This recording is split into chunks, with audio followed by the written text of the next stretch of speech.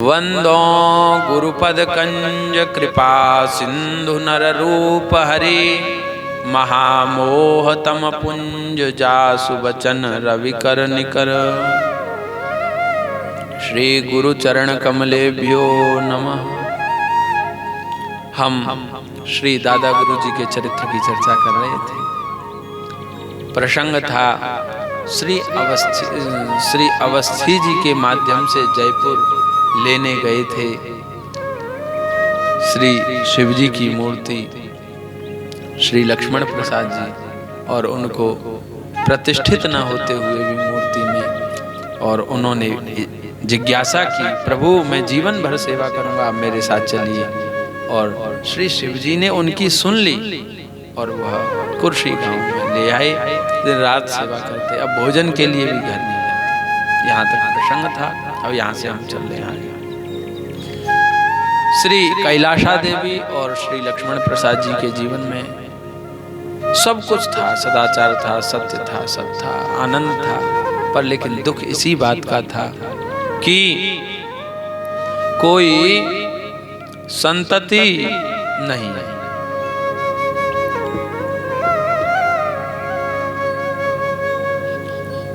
कोई पुत्र नहीं है, और पुत्र कोई आता भी गर्भ में तो दुर्विपाक वसात नष्ट हो जाता। बहुत दुख था जीवन में। दुख सुख ऐसे ही हैं कि जैसे दिन और रात। दुख बुरा इसलिए नहीं है क्योंकि दुख जब जाएगा तो सुख देके जाएगा। सुख दुख को देके चला जाएगा, पर दुख कभी भी जाएगा तो सुख को देकर जाएगा, अच्छी वस्तु देकर जाएगा। जैसे भुवन भास्कर के प्रकट होने पर निविड़तम अंधकार रूप दुख नष्ट हो जाता है, और भुवन भास्कर सूर्य के अप्रकट होने पर सायंकाल में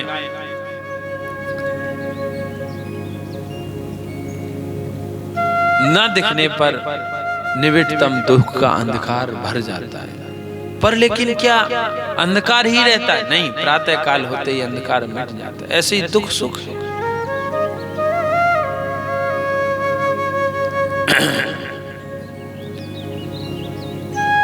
संपूर्ण जीवन दुख नहीं रह सकता।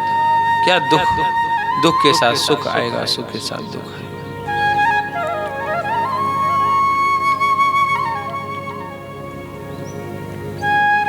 यही हुआ इनके जीवन में। किसी ने कहा तुम गया जाओ, गया तीर्थ में, और वहां पर गदाधर भगवान की स्तुति करो, प्रार्थना करो, तो आपको निश्चित पुत्र रत्न की प्राप्ति होगी।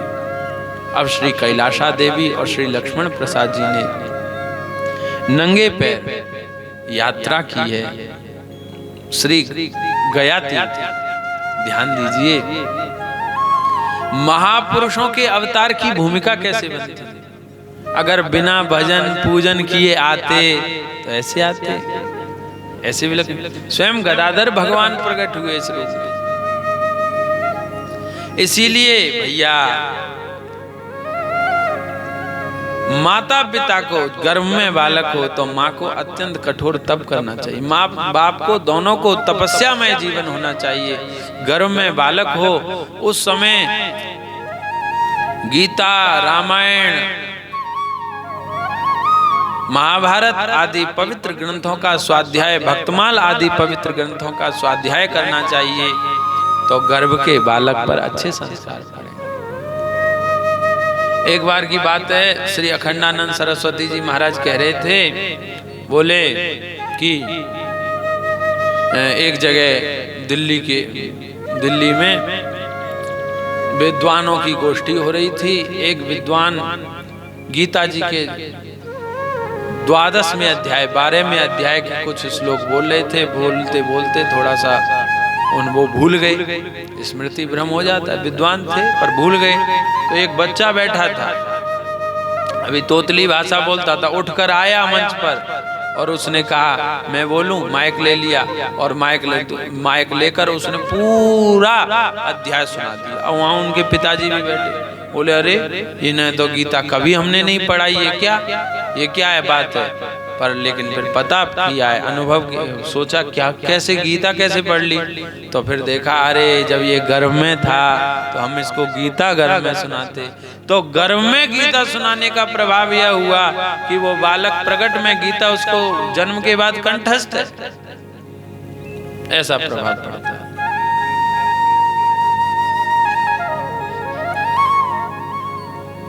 पहले राज परिवार होते थे। एक संत से सुनी हुई बात है कि एक बार की बात है, एक रानी का बच्चा और वह नदी किनारे खेल रहा था। ऐसी बालक छोटा बच्चा था, क्रीड़ा कर रहा था। कुछ ग्वारिया लोग, इधर उधर भटकने वाले लोग, यात्रा में चलने वाले लोग आए थे और राजा के यहाँ। तो नदी किनारे से वह चलते चलते बस्ती में आ रहे थे। वह सोच रहे थे यहाँ रात्रि ठहरने स्थान मिले, तो उन्होंने उन बच्चे से पूछा कि बच्चे क्या यहाँ हमको रात्रि ठहरने स्थान मिलेगा। तो वो बालक बोला कि मैं माँ से पूछ कर आता हूँ, और माँ के पास गया और कहा माँ कुछ लोग हैं, बंजारे लोग हैं, भटक रहे हैं, वो स्थान की कह रहे थे कि रात्रि में क्या हमें यहाँ विश्राम मिलेगा, स्थान मिलेगा। तो मुझसे पूछ रहे थे, तो मैं आपसे पूछने आया हूँ क्या आज्ञा है। तो माँ ने, रानी ने एक झापड़ लगाया बालक को और कहा, झापड़ लगाकर कहा कि पूछने की क्या जरूरत थी, दुखी व्यक्ति है, कष्ट में है, तो किसी से पूछने की जरूरत नहीं है। तू राजा का लाल है, तुझे लेके आना चाहिए। और थोड़ी ही देर बाद रानी दुखी हो गई और दुखी होकर कहने लग गई, इसमें तेरी गलती नहीं है। एक बार की बात है, जब तू बालक था तब मैं बाहर कार्य में लग गई थी और तू रो रहा था। उस समय दासी ने तुझे स्तनपान कराया, तो दासी ने दूध पिलाया, तो उसका ही ये लक्षण आ गया कि तू मुझसे पूछने आया है। नहीं, सिंह के बच्चे तो सिंह होते, तू पूछ नहीं सकता था, तू तो लेके आ जाता। तो संस्कार पढ़ते हैं। ये गदाधर भगवान की यहाँ इन्होंने यात्रा की, गदाधर भगवान से प्रार्थना की, मांगा पुत्र रत्न, भक्त पुत्र रत्न की प्राप्ति की प्रार्थना की। वहां से आए हैं, माता पिता के जीवन में परिवर्तन स्वाभाविक होने लग गया है, क्योंकि महापुरुष जब गर्भ में आते हैं तो माता पिता का भी जीवन दिव्यता से युक्त हो जाता है, माँ का भी जीवन दिव्यता से युक्त हो जाता है। पिताजी तो लगे रहते मंदिर की सेवा में, माँ अपने भगवत भजन करते हुए घर की सेवा करती। और गदाधर भगवान की कृपा से अपने लाल का मुख देखने की इच्छा में व्याकुल रहती, कब मुख देखने को मिलेगा। पौष मास में हेमंत ऋतु आई। हेमंत ऋतु सर्दी का समय है, जिसके बारे में श्री कालिदास जी ने भी हेमंत ऋतु की खूब प्रशंसा की है।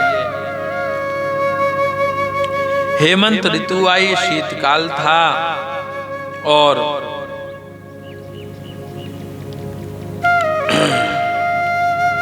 वह हेमंत ऋतु में ही भगवान हमारे श्री दादा गुरु भगवान का अवतार हुआ है। ये हेमंत ऋतु, अब की जो ये हेमंत ऋतु थी, ये बहुत कुछ याद दिला रही थी।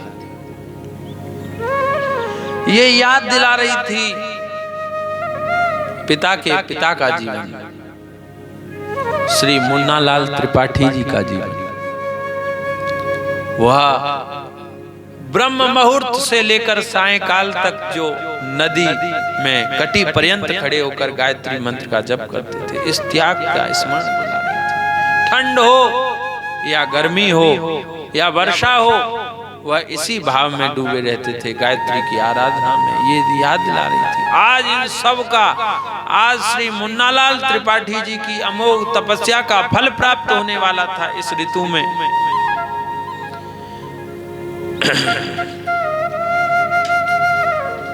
श्री भक्तवांछा कल्पतरु ब्रह्मण्य देव श्री गदाधर भगवान की कृपा से श्री लक्ष्मण प्रसाद जी त्रिपाठी के गृह में पौष मास शुक्ल पक्ष षष्ठी तिथि शुक्रवार के दिन और ब्रह्मवेला में श्री गदाधर भगवान की कृपा से दिव्य बालक का पद्म के समान, कमल के समान सुरभि लिए हुए, भक्ति की सुरभि लिए हुए बालक का अवतार हुआ है। श्री दादा गुरुजी महाराज की जय। हमारे श्री दादा गुरुजी, इनका अवतार हुआ श्री भक्तमाली श्री गणेश दास जी महाराज का। अब तो आनंद माँ बाप में छा गया है। यह इस समय विक्रम संवत 1975 चल रही थी, 1975 चल रही थी और यह आज त्रिपाठी कुल धन्य हुआ। ऐसे भगवत भक्त ने जन्म ले लिया है। सो कुल धन्य उमा सुनो, जगत पूज्य सुपुनीत श्री रघुवीर परायण, जही नर उपज विनीत। वह कुल धन्य है जहाँ भगवत भक्त जन्म ले। अब तो आनंद हो गया है और आनंद खाली माँ बाप को नहीं हुआ, उस गांव को हुआ, क्योंकि उस गांव के भी प्रेमी थे श्री लक्ष्मण प्रसाद जी। पूरा गांव उनसे प्रेम करता था, उनके सदाचार से, उनके शील से, उनके दिव्य आचरण से पूरे गांव में प्रसन्नता छा गई। श्री अवस्थी जी में भी प्रसन्नता छा गई और यहाँ ननिहाल पक्ष में भी महाराज आनंद होने लग गया है। ननिहाल पक्ष में भी अत्यंत प्रसन्नता छा गई है।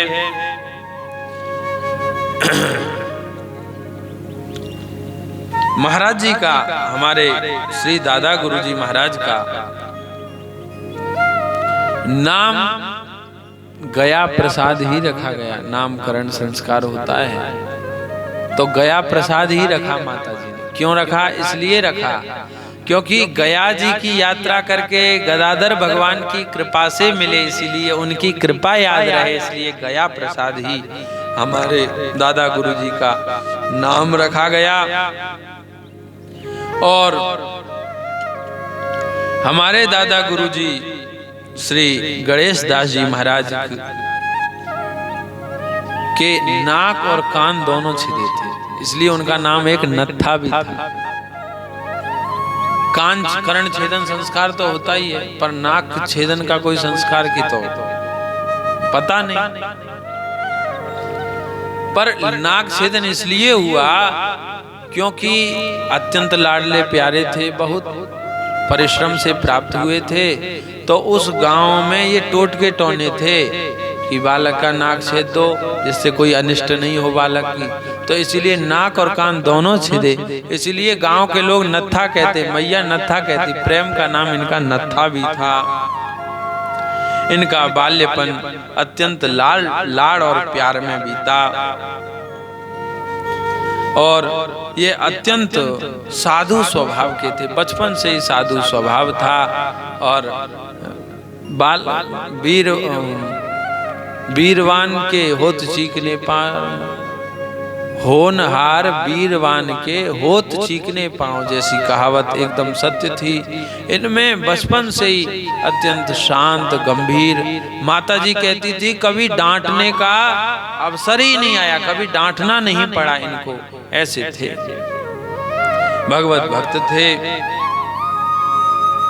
और इनके बचपन में भी यह गंभीर थे, शांत थे।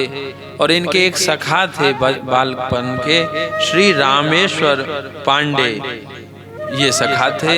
यह स्वयं बताते हैं महाराज जी दादा गुरु जी के बारे में कि वो बाल्यकाल में कैसे थे। उन्हीं के शब्द में आपको सुना रहा हूँ, श्रवण करा रहा हूँ। वो कह रहे ये तो जन्मजात ही महात्मा थे। बाल्यकाल में भी अत्यंत गंभीर थे, चंचलता का नित्य अभाव था, सदाचार की तो प्रतिमूर्ति ही थे।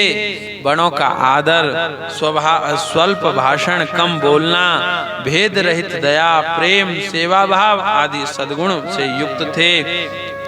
स्वयं कह रहे हैं श्री रामेश्वर प्रसाद पांडे जी, और वह कहते कहते यह भी बोले कि वो ऐसे थे, मेरे तो मित्र ही थे, इसलिए वो बता रहे हैं अपने मित्र की कि हमें नहीं पता था कि ये इतने बड़े महात्मा बनेंगे आगे जाकर, हैं इतने बड़े महात्मा की मित्रता प्राप्त करके हम कृतार्थ हो गए। यह स्वयं उनके मित्रों ने आज भी बताया।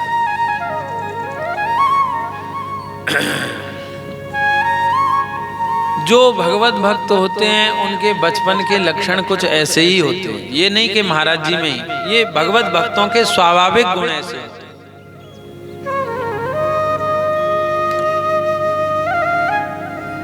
नारद जी महाराज ने अपना पूर्व चरित्र सुनाया है श्रीमद् भागवत में।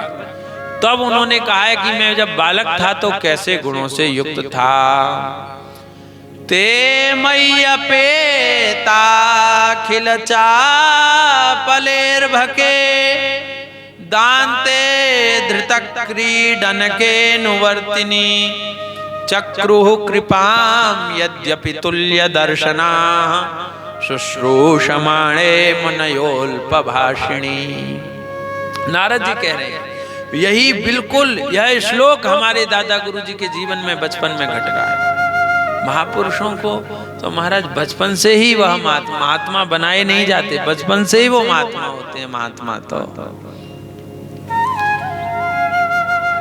स्वयं नारद जी कह रहे हैं कि मैं चंचलता से रहित था, जितेंद्रिय था, खेल कूद से दूर रहता था, आज्ञाकारी था, बोलता कम था, शील स्वभाव से युक्त था, इसलिए संतों ने मुझ पर कृपा की। ये नारद जी ने कहा है। तो ये इसी इन सब से ही हमारे दादा गुरुजी युक्त थे। लंबी भुजाएं थी, आजानुलंबित भुजाएं थी, और बढ़िया उन्नत ललाट था, और बढ़िया उन्नत नासिका थी। उनको कोई देखता तो आकृष्ट हो जाता, ऐसा स्वरूप बचपन से ही था।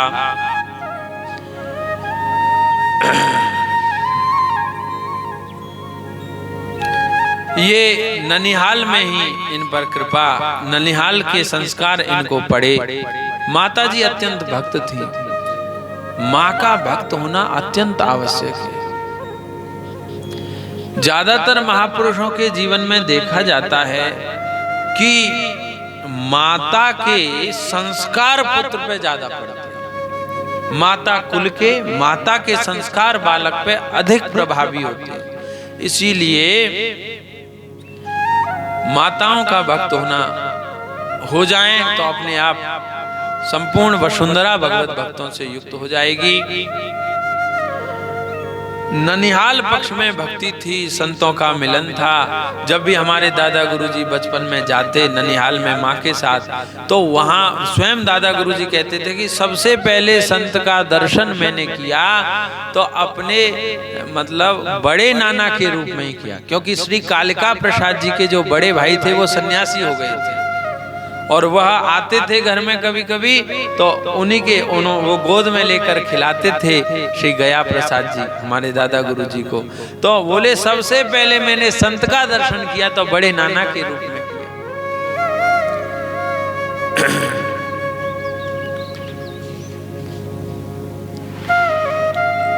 इसीलिए बचपन की भी इनकी दिव्य दिव्य घटना है।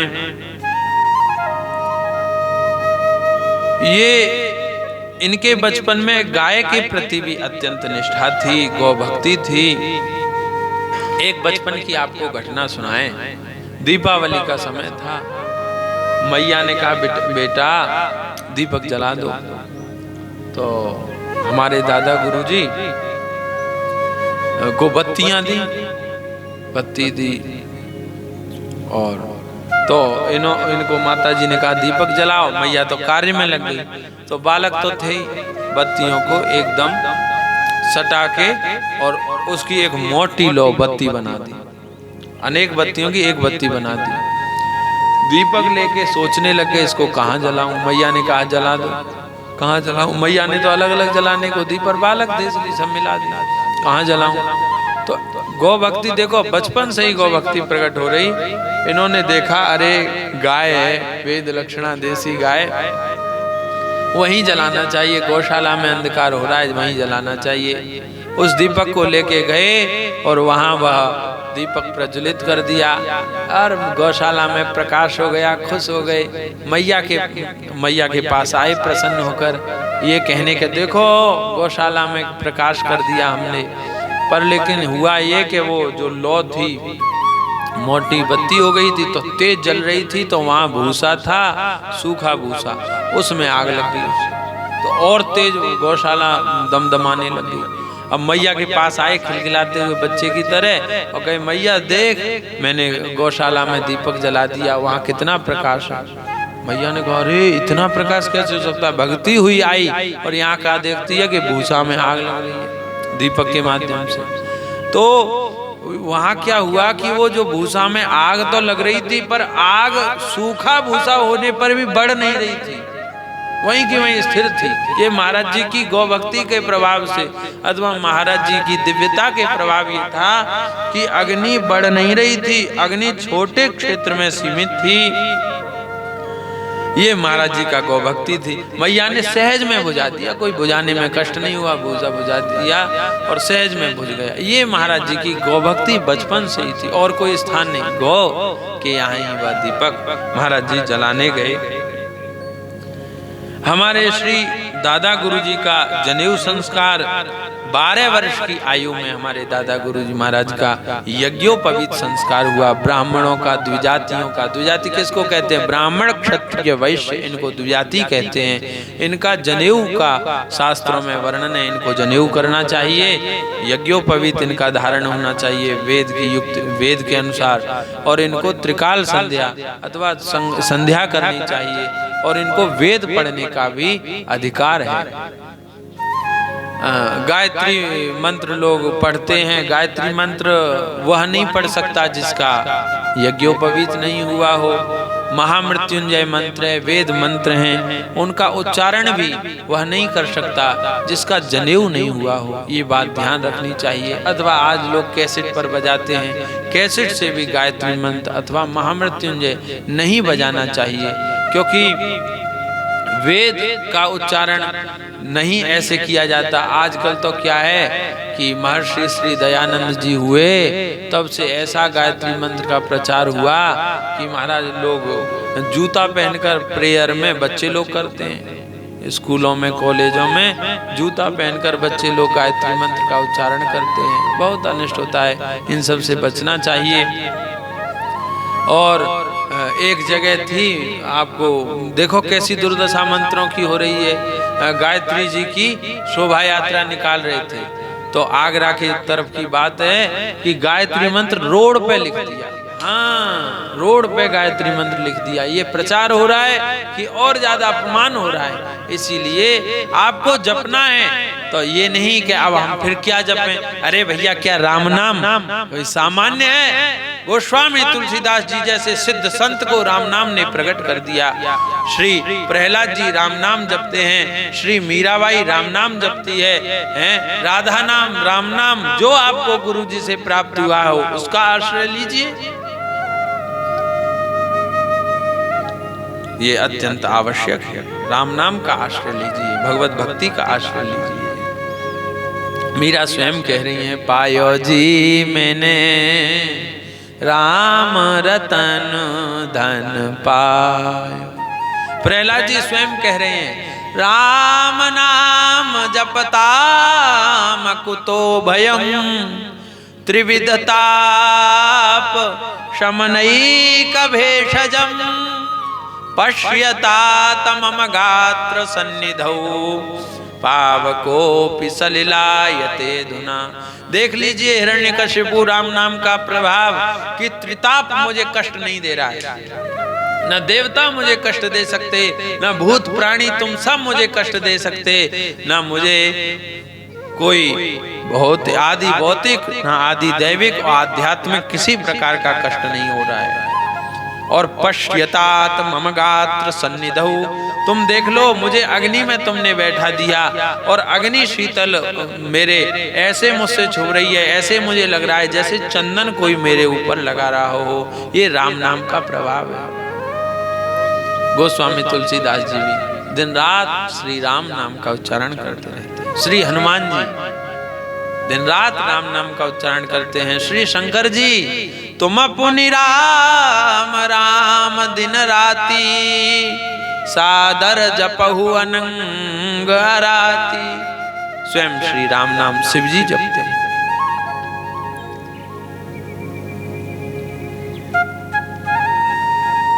सुमिरि पवन सुत पावन नामू, अपने बस करी राखे रामू। स्वयं श्री हनुमान जी दिन रात राम नाम का स्मरण करते हैं तो श्री राम उनके वश में रहते हैं। इसलिए राम नाम जपो, राम नाम का कीर्तन सुनो। श्री राम जय जय राम कैसेट में भरवा लो, अथवा महामंत्र भरवा लो, अथवा युगल मंत्र भरवा लो। इनको सुनो और इनको बोलो। अरे भैया वेद की बात मानो तो आपका हित है। वेद आपके माँ बाप है, माँ बाप कोई गलत बात थोड़ी बताएंगे, हितकारी बात बताएंगे।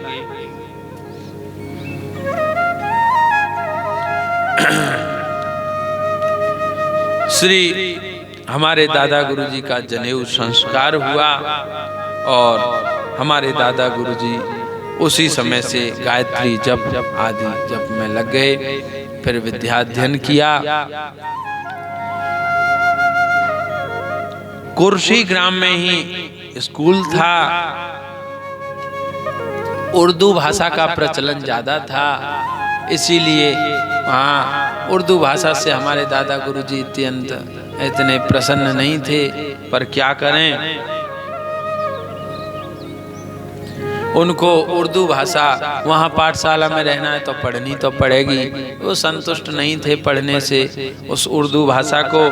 तो पर लेकिन क्या कहें, अपने किसी से भी कहते हैं माँ बाप से तो वो लोग कहीं भेज नहीं सकते, ना काशी भेज रहे। अथवा सीतापुर में भी जो नैमिषारण्य क्षेत्र में सीतापुर जिला है, वहाँ पर भी एक पाठशाला थी जो संस्कृत पाठशाला थी, जिसको दादा गुरुजी जहाँ पढ़ना जाना चाहते थे। पर माँ बाप का इतना प्रेम था, क्योंकि संतति बड़ी मुश्किल से प्राप्त हुई थे ये, इसीलिए वो कहीं जाने नहीं देते थे। तो हमारे दादा गुरुजी महाराज व्यवस्था पूर्वक बहुत दुख से, वहाँ पे पढ़ाई उनके मन जैसी नहीं हो रही थी। वो तो संस्कृत पढ़ना चाहते थे, देव भाषा पढ़ना चाहते थे, और वह ये समझते थे कि विद्या या अमृतम अश्नुते, विद्या का लक्षण है कि वह अमृतम अश्नुते, अमृत को प्रदान करती है, मोक्ष को प्रदान करती है। और ये आजकल की भाषाएं, ये आजकल की पढ़ाई, ये तो वही पेट तक सीमित है। तो इसीलिए वह पढ़ना भी नहीं चाहते थे। पर क्या करें, माँ बाप का इतना प्रेम था, उनको घर से निकल नहीं दे रहे थे। तो उसी समय एक नई लीला हुई। लीला ये हुई कि हम सुना चुके हैं, हमारे दादा गुरुजी के पिताजी श्री लक्ष्मण प्रसाद जी, उनके छोटे भाई श्री द्वारका प्रसाद जी संत हो गए थे। पीपरी बाबा स्थान पर तपस्या करते थे, बात कह चुके हैं। तो वही द्वारका प्रसाद जी के पास गए हमारे दादा गुरुजी, छोटे थे, गए तो उन्होंने कुछ रुपए दिए और कहा कि तुम अपनी माँ को दे देना, और 1 रुपया और दिया और कहा इसे तुम्हारे लिए है, इसको तुम रखना। तो हमारे दादा गुरुजी आए, जो माँ के लिए दिया था वो माँ को दे दिया। वो 1 रुपया जो था उसको एक खिड़की के पास रख दिया। वो इसलिए रखा था कि अब हम जाएंगे तो वो खर्चे के लिए काम आ जाएगा। सीतापुर पढ़ने जाएंगे संस्कृत पाठशाला में, खर्चे के लिए काम आ जाएगा। तो अब बहुत इच्छा थी, क्या करें, माँ बाप जाने नहीं दे रहे हैं। तो इनकी इच्छा हुई, इनके मन में आया कि अब हमको गृह त्याग कर देना चाहिए, हमको कैसे भी घर छोड़कर निकलना चाहिए। देखो ध्यान दीजिए, जो भगवत भक्त होते हैं वो परिवार में रहें फिर भी विरक्त हैं, वहाँ रहते हुए भी, वो घर में रहते हुए जाति मत पंथ घर परिवार सबसे देखो ऊपर उठे हुए, कोई उनको प्रेम, कोई आसक्ति नहीं है। अर्धरात्रि थी, माघ का महीना था, अर्धरात्रि थी। वह जग उठे और उठकर पहले लालटेन लोग जला के अथवा सिगड़ी जलाकर काम करते थे। लालटेन जल गई, उसी के उजाला से अथवा इन्हीं सब से अपना काम चलाते थे। तो इन्होंने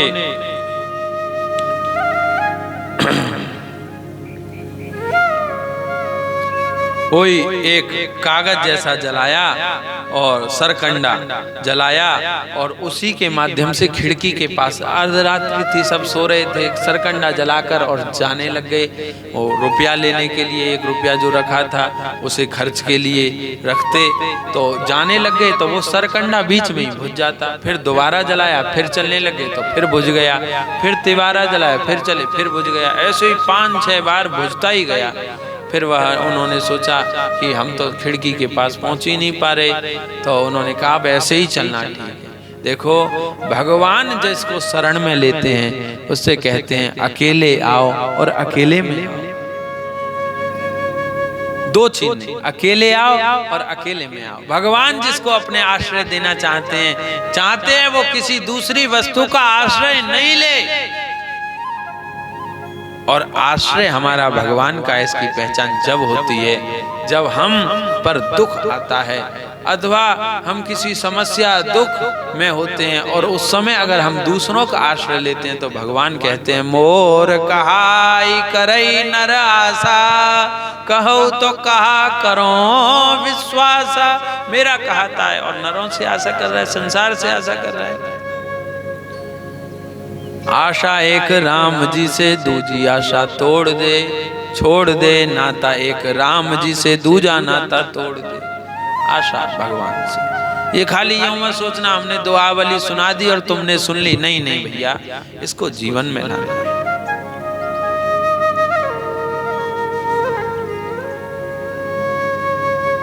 एक सुना हुआ गाना मैंने सुना है किसी से, तो मैं सुनाऊं आपको।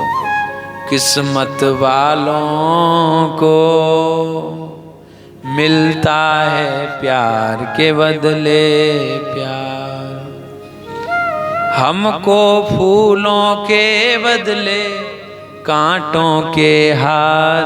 किस्मत वालों को मिलता है प्यार के बदले प्यार। इसका मतलब क्या है?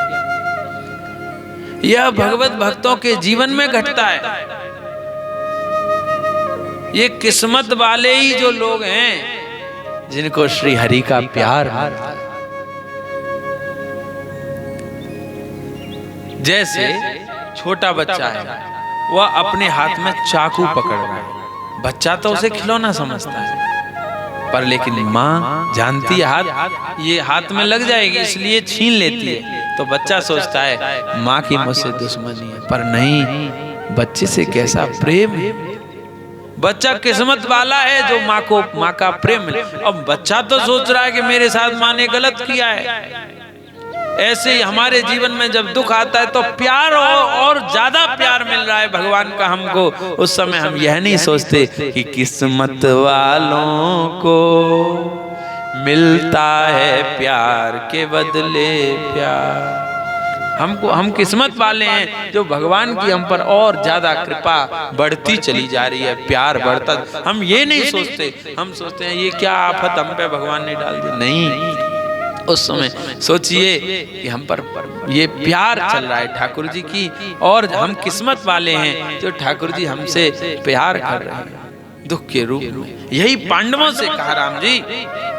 पांडवों के प्रसंग में पितामह भीष्म ने कहा, धर्मराज युधिष्ठिर, आप जैसे साक्षात धर्म के अवतार होते हुए इंद्र के अवतार स्वयं श्री अर्जुन जी नर नारायण हैं, तो नर के अवतार नरावतार अथवा इंद्र के अवतार स्वयं अर्जुन होते हुए, गांडीवधारी अर्जुन होते हुए, और गदा पाणी हैं वायु पुत्र प्रभंजन के भाई हनुमान जी के भाई भीमसेन होते हुए, और नकुल सहदेव होते हुए, और अच्युताश्रया भगवान के आश्रित होते हुए तुम्हारे जीवन में दुख ये कैसे आया? तो पांडवों से कहा पितामह भीष्म ने, जब रो रहे थे श्री धर्मराज युधिष्ठिर कि हमने बहुत बुरा किया, ये युद्ध हुआ, ये सब क्यों हुआ, अपने ही लोग हमने मार दिए। तब उन्होंने कहा कि ये सब तुम इतने बड़े धर्मात्मा हो कि तुम्हारा स्मरण करने से दुख मिट जाएगा, और इतने धर्मात्मा होने पर भी तुमको 12 वर्ष तक वन में भटकना पड़ा, ये दुख मिले, इसका मतलब क्या था? अच्युताश्रया, भगवान के आश्रित होने पर भी दुख। अरे लोग तो कहते हैं भगवान के भक्त बन जाओ, भगवान के आश्रित हो जाओ, दुख रहेगा नहीं, और फिर भी दुख। तब पितामह भीष्म ने कहा, जिसको तुम दुख समझते हो वह भगवान की इच्छा है, वो भगवान की कृपा है, उसमें तुम्हारा मंगल छिपा हुआ है, उसमें तुम्हारा हित है, वह दुख नहीं है, वो भगवान की कृपा, भगवान का प्यार तुमको इस दुख के रूप में मिल रहा है। कितनी बड़ी बात है, तुम किस्मत वाले हो कि जो तुमको भगवान का प्यार, ये ये किस्मत वालों के साथ होता है। भगवान ने अपनी कृपा से किया कि सरकंडा के लेकर जाते तो वो बुझ जाता, बार बार लेकर जाते बुझ जाता, कृपा की भगवान ने। अब इन्होंने विचार किया जाना ही नहीं, और वहीं से वो गृह त्याग कर दिया, और बच्चा ही, बालक ही तो थे, जाने लगे, चलने लगे। मन में बहुत अंदर इच्छा थी विद्या पढ़ने की, क्योंकि भर्तृहरि ने स्वयं कहा है, विद्या नाम नरस्य रूप मधिकम प्रच्छन्नम धनम। विद्या धन है, वास्तविक धन विद्या है, संस्कार है। आपको एक बात बताएं, हमारे गुरुजी से एक बार हमने कहा, बोले हमारी बोले पढ़ाई नहीं हो पा रही, महाराज जी पढ़ाई नहीं हो पा रही, क्या करें? तो महाराज जी ने एक बात कहा, बोले पढ़ाई नहीं हो पाए कोई बात नहीं, संस्कार की रक्षा करना, सब अपने आप हो जाएगा। महाराज जी ने कहा संस्कार बचा के रखना, महाराज जी ने ये बात कहा। तो संस्कार भी धन है, संस्कारी व्यक्ति, प्रज्ञावान व्यक्ति कभी भी पढ़े वो विद्वान हो जाएगा, उसके एक श्लोक के अनेकानेक अर्थ प्रकट हो जाएंगे, संस्कार से, सात्विक गुण से, भक्ति से। इसलिए संस्कार भी धन है। तो विद्या नाम नरस्य रूप मधिकम प्रच्छन्न धनम, ये धन है वास्तविक। भर्तृहरि जी ने कहा है। श्री दादा गुरुजी महाराज चलते रहे तो कुर्सी गांव के ही जानकार एक थे, उन्होंने पकड़ लिया। वो समझ गए अरे ये तो श्री लक्ष्मण प्रसाद जी का बालक है। वो अपने घर ले आए, रोटी आदि खवाई और सुबह दिया। और दूसरे दिन उनको लेके, इस प्रसंग में लगभग एक दिन तो बीत ही गया, ऐसे करके लौटा के लेकर आए श्री लक्ष्मण प्रसाद जी। अरे तुम्हारा बालक हमको वहां मिला, ऐसे लौटा कर लाए। तो लाए तब दादा गुरुजी घर पर आ गए पर लेकिन गांव वालों की अवस्थी जी की मुख्यता में बैठक हुई कि बालक घर से बाहर गया है, 2-4 दिन में जाने कहाँ खाया, किससे छुआ है, तो अब इसकी शुद्धि होनी चाहिए। पहले के लोगों में आचार विचार बहुत था, शौचाचार, किससे छुए किससे नहीं छुए, ये आचार विचार आवश्यक है, बुरा नहीं था। हो पूर्वजों को आजकल लोग कहते हैं हमारे पूर्वज ये भूल करते थे। अरे जा है तू पूर्वजों का नहीं हुआ, निंदा कर रहे उनकी। हो पूर्वजों ने भूल नहीं की, तुम पूर्वजों को समझे नहीं। तुमको जो पाश्चात्य पद्धति है, सनातन धर्म से रहित पद्धति है, उसने ऐसा कर दिया कि पूर्वजों में तुमको दुर्गुण दिखने लगे।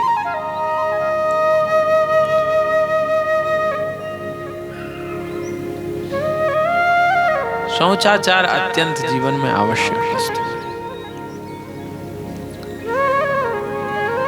आपको बहुत एक नई बात बताएं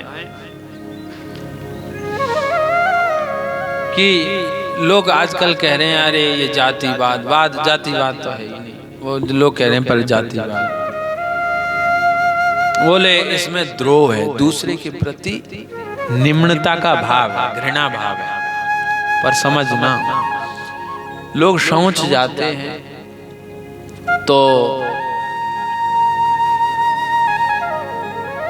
हाथ से मल धोकर और फिर हाथ को बिना हैंड वॉश किए अथवा बिना मिट्टी, साबुन, जल, मृत्तिका, हैंड वॉश आदि के साफ किए क्या मस्तक से लगा लेते हैं?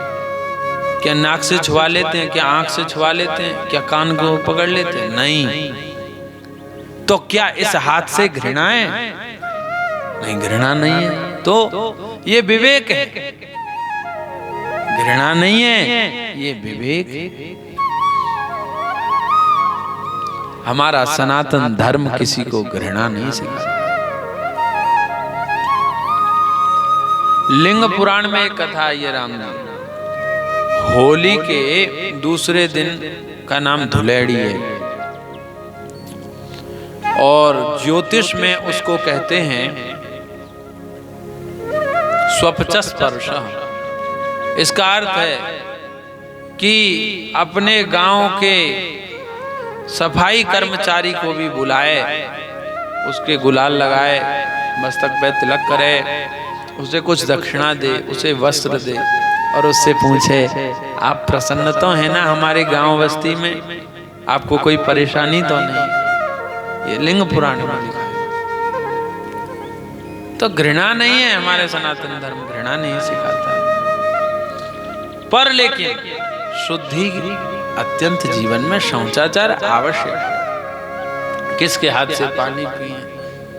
हमारे दादा गुरु श्री देवादास जी महाराज, कंठी नहीं होती महाराज तो उसके हाथ, उससे वो अगर हाथ से भरकर जल भी निकालता नहाने के लिए कुआं से तो उस पानी से नहीं नहाते, क्योंकि शास्त्रों में लिखा है यत कंठे तुलसी नास्ति ते नरा मूढ़ मानसाहा सुनो विष्टा समम चैव जलम च मदिरासनम। जिसके कंठ में तुलसी नहीं है वो मूढ़ है, उसके हाथ से छुआ हुआ जल मदिरा के समान है, उसके अन्न उसके हाथ से छुआ हुआ विष्ठा के समान। शास्त्र ऐसे सदाचारी संत थे, इसीलिए तो उनमें दिव्य दिव्य शक्तियां संजोए हुए महापुरुष थे। इसका मतलब ये मत समझना घृणा भाव, नहीं, घृणा भाव बिल्कुल नहीं। हमारे यहाँ तो रैदास जी महाराज भगवत भक्त हुए, चर्मकार जाति में थे तो उनको मीराबाई ने गुरु बना लिया, पर भगवत भक्त थे इसलिए। ये भगवत भक्ति की अलग पर्सनल महिमा है, यहाँ वर्णाश्रम धर्म नहीं है। भगवत भक्ति कोई भी हो, अरे रजत था अयोध्या का रजत धोबी, और वह जब गया काशी में और गोस्वामी तुलसीदास जी से बोला मैं अयोध्या का धोबी हूँ, तो गोस्वामी तुलसीदास जी ने कहा मेरे राम की नगरी का धोबी है, भगते हुए आए, हृदय से लगा लिया, नेत्रों में अश्रु था, तुझे तो राम ने अपना लिया। केवट स्वयं वशिष्ठ जी महाराज उसकी प्रशंसा करते हैं। वशिष्ठ ब्राह्मणों के गुरु हैं, वशिष्ठ ब्राह्मणों के आचार्य हैं, सिरमौर हैं, और श्री वशिष्ठ जी महाराज ने भी केवट की प्रशंसा की है। शबरी की प्रशंसा वेदों में, शास्त्रों में, मुनियों ने, ऋषियों ने की है। क्यों? जब की है जब वो भगवत भक्ति से युक्त थे। भगवत भक्त कोई हो उसका सम्मान होता है राम जी। अब हम भगवत भक्ति करते नहीं, मांस भक्षण करते हैं, अपवित्र आचरण से रहते हैं, और कहें कि नहीं हमको अपनी गोष्ठी में बैठाओ, हमको छुओ। अरे भैया, मांस खाने वाला कोई अच्छे कुल में भी उत्पन्न हो, उसको भी नहीं भगवत भक्त छुएगा।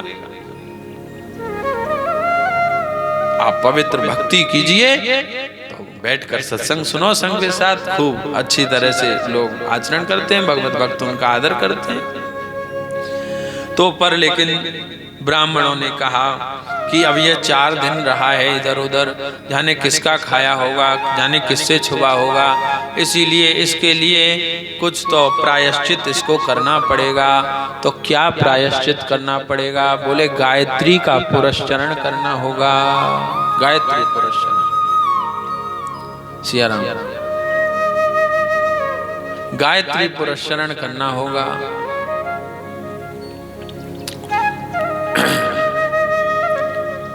तो कहाँ करेंगे? तो वही पीपरी बाबा स्थान है।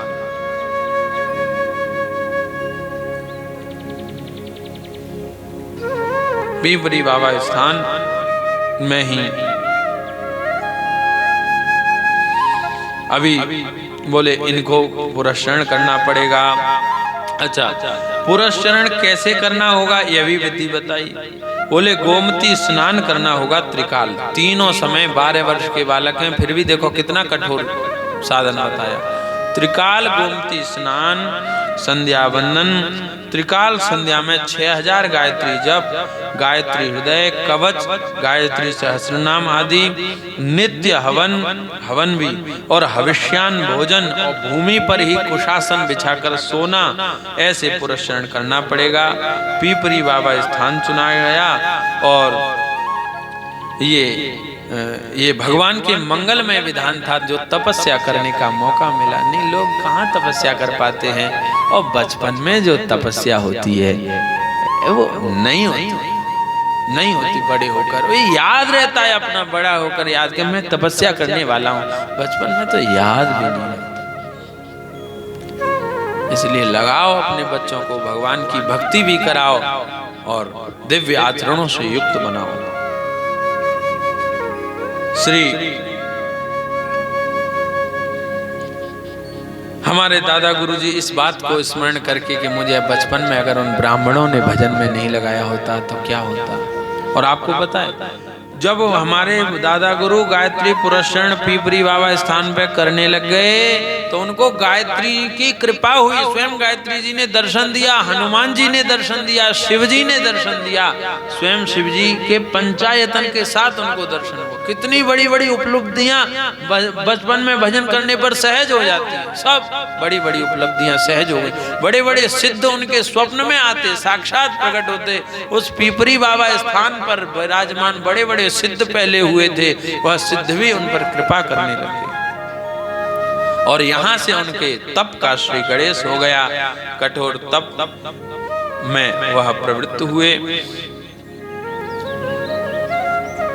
जब इन्होंने पुरस्चरण सविधि पुरस्चरण किया, इसी में हनुमान जी के दर्शन हो गए थे, शिव पंचायतन के, गणेश जी के और श्री गायत्री जी मैया के भी दर्शन हुए, सिद्धों के दर्शन हो गए थे।